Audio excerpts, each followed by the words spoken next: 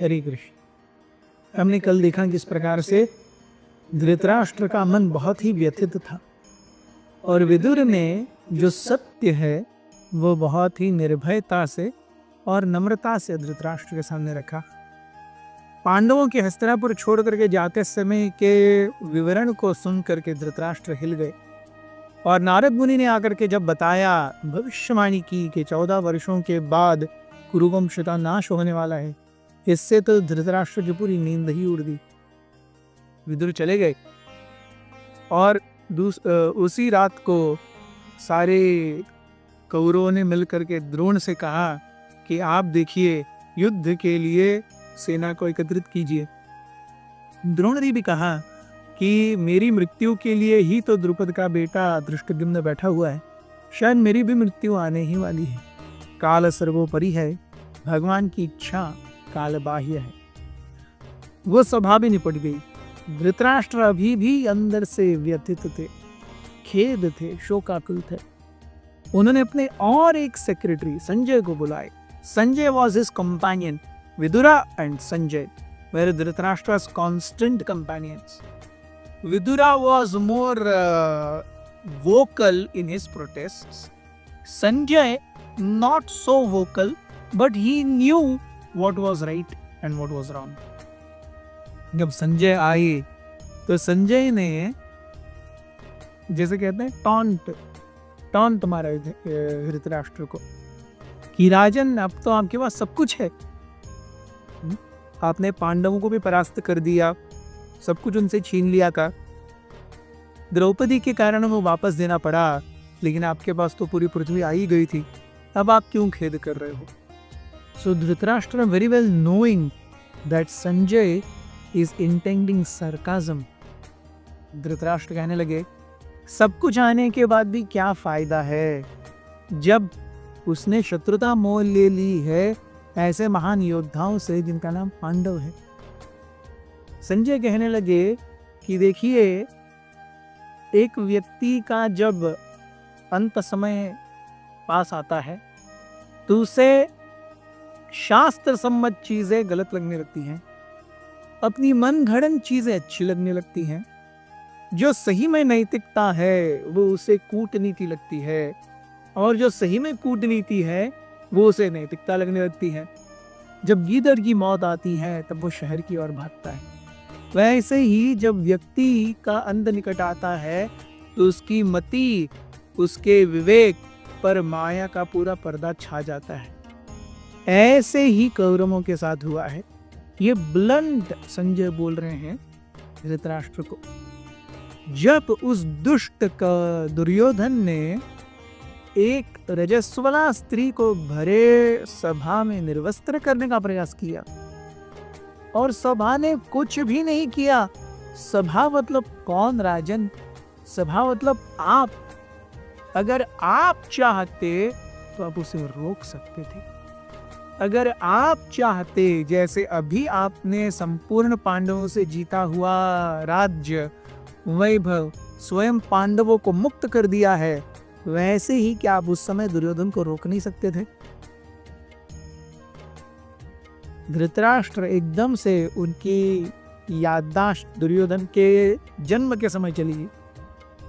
जब दुर्योधन का जन्म हुआ था, विदुर ने उस समय कहा था कि ये एक पुत्र राजन आपके पूरे वंश के सत्यानाश का कारण बनेगा, इस एक पुत्र को त्याग दीजिए, गंगा में बहा दीजिए। और उस समय अपने सबसे प्रथम पुत्र के अतीव आसक्ति के कारण धृतराष्ट्र वो चीज कर नहीं पाए थे। और धृतराष्ट्र सोचने लगे कि क्या मैंने उस समय दुर्योधन को सही में पाल करके बड़ी गलती की है, क्योंकि एक व्यक्ति के कारण संपूर्ण वंश का नाश होने वाला है। बहरहाल ये सब सोचते हुए Duryodhan came back to what Sanjay was again telling. Sanjay कहने लगे कि अब तक जो कुछ भी हुआ है वो आपके और आपके बेटों के सम्मत, विचार सम्मत हुआ है, लेकिन काल या समय नहीं लगेगा जब पांडव अपनी मनमानी भी करेंगे। जब पांडवों का समय आएगा, समय किसी के लिए नहीं रुकता और समय किसी एक का हमेशा नहीं होता। धृतराष्ट्र की जो वचन थे वो थोड़े से हिलने लगे, हटने लगे। धृतराष्ट्र ने कहा कि हे संजय, मैं जानता हूं द्रौपदी की वो जो अवस्था है, उनके जो कर्ण आर्त भाव है, उसमें संपूर्ण जग डूब जाएगा। मैं जानता हूं जब द्रौपदी को निरस्त्र करने का प्रयास किया गया, गांधारी समेत सारी कुरु स्त्रियों ने विलाप किया था। जब भी कोई व्यक्ति किसी स्त्री को विलाप कराता है, उसका संपूर्ण अंत निश्चित है। और अगर जहां पर भी स्त्रियों को ऐसा ट्रीट किया जाता है जैसे वो व्यक्ति नहीं वस्तु हैं, वहां पर देवतागण भी आकर के नहीं उठते। यत्र नार्यस्तु पूज्यन्ते रमन्ते तत्र देवता। जहां पर नारियों की पूजा होती है, देवतागण स्वयं वहां पर आकर के निवास करते हैं। ये शास्त्र कहते हैं, ये मुझे पता है संजय। धृतराष्ट्र कहते हैं कि जैसे ही द्रौपदी का वस्त्रहरण शुरू हुआ, मैं जानता हूं संपूर्ण हस्तिनापुर में एक ही प्रकार से सारे बैड ओमेन्स, जिसे हम कहते हैं कि प्रकृति में ऐसे संदेश, प्रकृति के ऐसे संदेश कि आपका अच्छा नहीं होने वाला, अपशकुन जिसे हम कहते हैं, वो दिखने लगे। मैं जानता हूं सब कुछ सही नहीं है और बहुत भयंकर समय हमारे लिए आगे आने वाला है। संजय वहां से उठ करके चले गए। धृतराष्ट्र रात्रि में अपने सर को अपने हथेलों में ऐसे पकड़ करके सिसकियां भरते रहे। बहरहाल यहाँ पर पांडव हस्तिनापुर के उत्तरी गेट से बाहर निकलने वाले ही थे कि वहां पर सारे ब्राह्मणों ने और हस्तिनापुर के वासियों ने उनके रथ को पकड़ लिया। और जब पांडव नीचे आए तो उनको देख करके बिलख बिलख करके ब्राह्मण और हस्तिनापुर के वासी रोने लगे।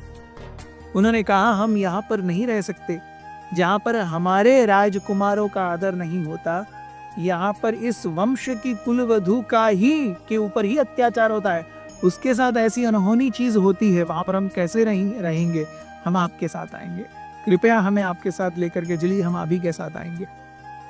युधिष्ठिर ने कहा कि देखिए, द्रोण है, भीष्म है, कृपा है, ये सब हैं आपकी रक्षा के लिए और आपके हितचिंतक के रूप में। हस्तिनापुर में आज भी बहुत लोग हैं। मेरा आपसे एक ही निवेदन है, कृपया ऐसे हस्तिनापुर को मत छोड़िए। अगर आप हस्तिनापुर में रहेंगे, इसी से मैं सही में आनंदित होऊंगा। रोते हुए बिलखते हुए कुछ ब्राह्मण, कुछ नगरवासी वहां रहे, फिर भी कुछ जो कैसे भी तैयार नहीं थे उनके साथ चले। रात्रि तक जाने के बाद में वे गंगा के किनारे एक बहुत बड़े वटवृक्ष के नीचे सोए, जिसका नाम था प्रमाण। और वहां पर उन्होंने देखा कि कई सारे हस्तिनापुर वासी who are resolute in their purpose to give up Hastinapur and come to Indraprastha, they have also accompanied them. रात्रि में मशाल जला करके गंगा के किनारे सारे पांडवों ने गंगा का शीतल जल पिया, कंदमूल फल खाए और रात्रि के लिए विश्राम किया। वहां पर गंगा किनारे कई सारे महान ऋषि मुनि, सेल्फ रियलाइज्ड सोल्स, रात्रि भर में वैदिक मंत्रों का उच्चारण करते रहे।